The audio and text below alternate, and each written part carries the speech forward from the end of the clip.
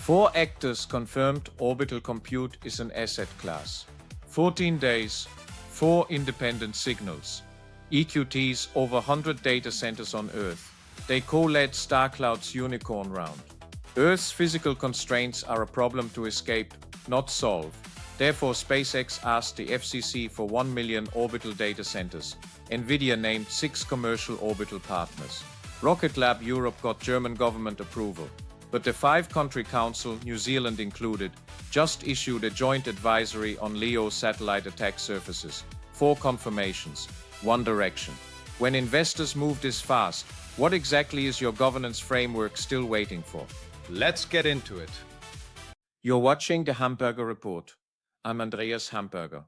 In 14 days, the 16th of March to the 30th of March 2026, 4 independent actors produced developments that together confirm orbital compute has crossed from speculative category to investable asset class. Start with the investment thesis. Starcloud was founded in January 2024. 17 months from Y Combinator demo day to unicorn status, the fastest trajectory in Y Combinator's history. The Series A closed the 30th of March 2026. $170 million raised, $1.1 billion valuation. Benchmark led, Chetan Puttagunta joined the board. EQT co-led. EQT manages over $100 billion in assets and operates more than 70 terrestrial data centers across Europe and North America. Macquarie Capital, managing approximately $500 billion in assets, also participated. The investor profile is the analytical signal. EQT does not enter speculative categories. Macquarie manages infrastructure at industrial scale. Together they have assessed the Corporate Kardashev thesis as investable, Earth's regulatory and physical constraints, permitting bottlenecks, local opposition to energy infrastructure, power grid congestion, cooling water scarcity are problems to escape rather than solve. Starcloud's founder stated they are running out of places to build new energy projects on Earth. Benchmark and EQT have now validated that argument with institutional capital.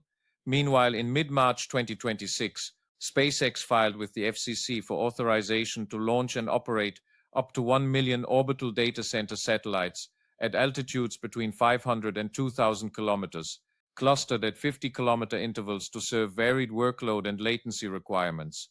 This filing is a regulatory move inside an active contest.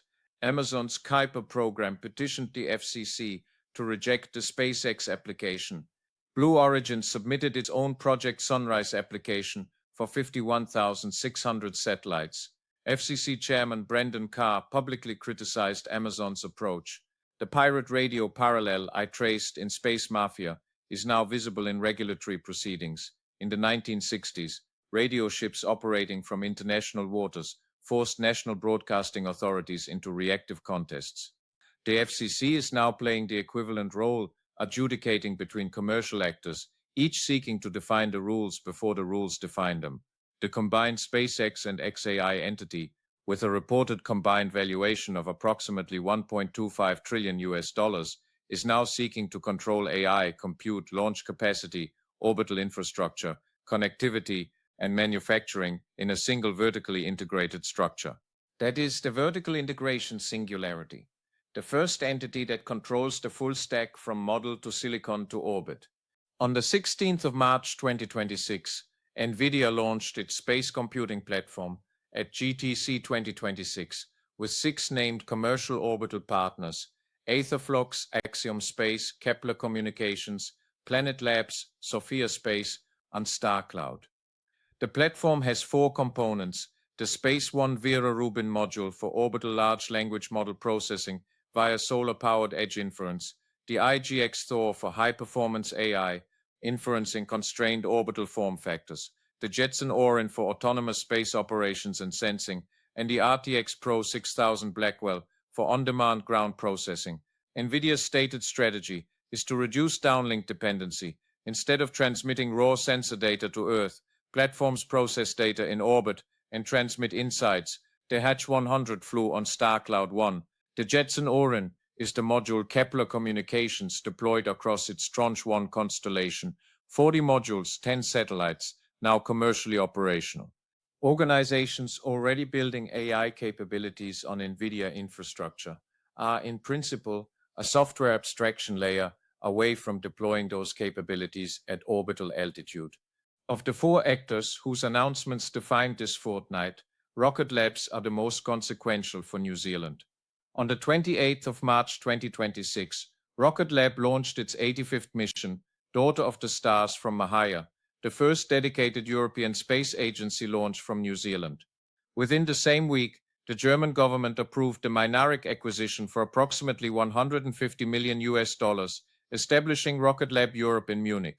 That positions Rocket Lab to compete for contracts under the €6 billion IRIS-2 European Sovereign Constellation Program and for German military procurement. Separately, Rocket Lab announced a $190 million contract for over 20 HASTE hypersonic test missions through 2030, the largest launch contract in the company's history. The company is simultaneously a launch provider, a satellite manufacturer, a defense contractor, a hypersonic test platform, and a European industrial entity. That combination of roles is structurally different from any other space company in the Southern Hemisphere. On the 24th of March 2026, the Five-Country Council, the US National Security Agency, Australia's AST, New Zealand's National Cybersecurity Centre, and the Canadian Centre for Cybersecurity released a joint advisory, Securing Space, Cybersecurity for Low Earth Orbit Satellite Communications. New Zealand is a co-author. The advisory identifies growing attack surfaces across LEO constellations, satellites, ground stations, terminals, end-user devices and supply chains, radio frequency links susceptible to jamming, spoofing, and interception, security complications from constant satellite handovers, supply chain dependencies on commercially sourced components. The post-quantum cryptography mandate is specific. National security satellites must be quantum-resistant by 2035. New acquisitions must incorporate quantum-secure algorithms by 2027. Reports from the same period describe GPS and AIS disruption affecting over 1,100 vessels in the Strait of Hormuz, reportedly spoofed into false positions. The episode illustrates exactly the satellite dependency vulnerability the advisory addresses. 3 architectural blocks are forming in orbit. US commercial orbital compute, led by SpaceX's Starlink constellation, combined with Starcloud, Planet Labs, and ICEYE. China's state-directed 3-body computing constellation, targeting 2,800 satellites and approximately 1 exaflop of distributed processing capacity. And the EU's IRIS-2 multi-orbit sovereign constellation, with Rocket Lab Europe now positioned inside it. For NZ organizations, 4 considerations matter. The Ground-Based Space Infrastructure Act compliance deadline is the 29th of July, 2026, if your organization operates ground station infrastructure of any kind. The clock is running. GPS dependency is a board-level risk that belongs on your risk register. The NVIDIA silicon stack your organization already uses for AI is the same architecture going into orbit, with the data residency and sovereignty questions that follow. And orbital compute economics are a watch item for any infrastructure investment decision at scale. The 5 fault lines I mapped in Space Māhia have not been resolved by the announcements of this fortnight. They have been brought materially closer. The relevant question is whether your governance frameworks are keeping pace with the investment cycle. That is the Hamberger report for today.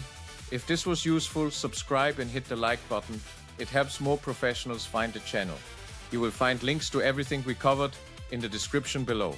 I am Andreas Hamberger, and I will see you tomorrow.